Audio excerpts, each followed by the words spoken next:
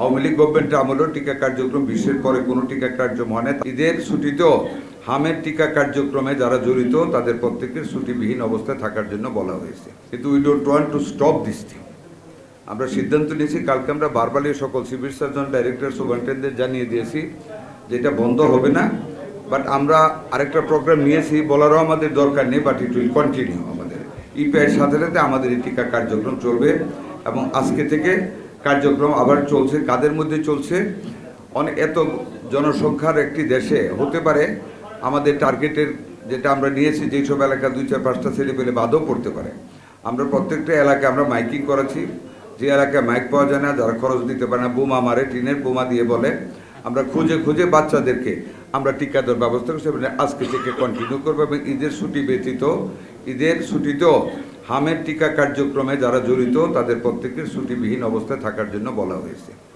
আপনারা জানেন আমরা পোর্টারদের একটা প্রবলেমে ছিলাম বেতন নিয়ে। বিগত সরকারগুলি তাদের বেতন দিয়ে জানে 1300 উপরে স্টাফ, আর 9 মাস যাবৎ বেতন পায় না। আমরা গতকাল মাননীয় প্রধানমন্ত্রীর হস্তক্ষেপে আগে ওনার সাথে আলাপ করেছিলাম, আমরা 21 কোটি টাকা পেয়েছি। আজকে আমরা মাননীয় প্রধানমন্ত্রীর কাছে ফাইলটা সাইন করতে পাঠিয়েছি, আশা করি এর মধ্যে তিনি করেছেন। আমরা পোর্টারদেরও 3 মাসের বেতন দিয়ে দিচ্ছি। আমাদের এই কার্যক্রমটা চালু থাকবে ইনশাআল্লাহ। সমস্যাগুলির সমাধান করে আনতেছি। সম্মানিত চিকিৎসক বৃন্দ, আমি অনেকের বক্তব্য শুনলাম হাম নিয়ে, যা কাউকে দোষারো। I don't want to follow any retrogressive thought of this thing. আমরা কি করতে পারি এটাই আমাদের দেখতে হবে। অতীতের সমালোচনা করে তো আমাদের লাভ নেই, আমাদের কাজটা দেখতে হবে। অতীতে অনেক ব্যর্থতা ছিল, আপনারা জানেন।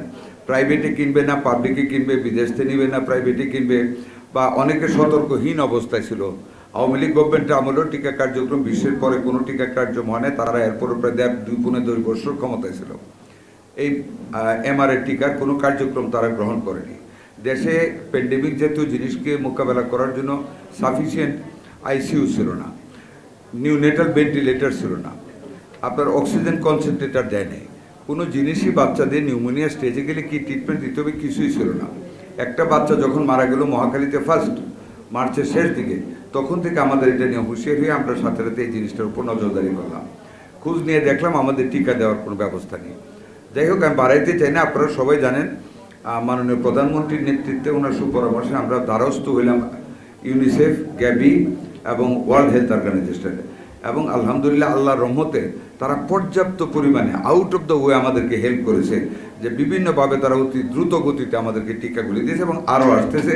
আমরা টোটাল টিকা কার্যক্রম শেষ করে আমাদের কাছে এখনও পর্যাপ্ত পরিমাণ টিকা আমাদের কাছে রয়ে গেছে। আমরা এই টিকা কার্যক্রমে আজকে থেকে আবার নতুন করে আমরা চালু করেছি।